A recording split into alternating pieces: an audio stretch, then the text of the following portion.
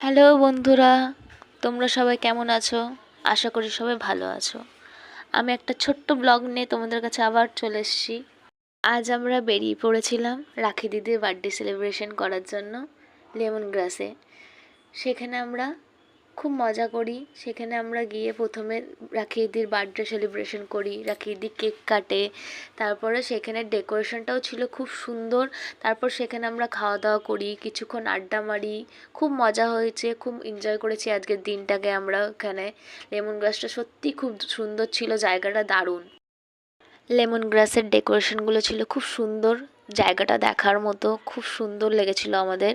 সত্যি খুব সুন্দর ছিল রেস্টুরেন্টটা, খাবারগুলো ছিল খুব টেস্টি। সত্যি খুব ভালো লেগেছে আজকের দিনটা আমাদের। আমাদের বার্থডে কালকে আজকে খুব সুন্দর লাগছে, সত্যি সুন্দর লাগছে রাখি দিদি তোমাকে। তারপর আমরা সেখান থেকে চলে আসি বাড়ি। বাই বাই বন্ধুরা, টাটা।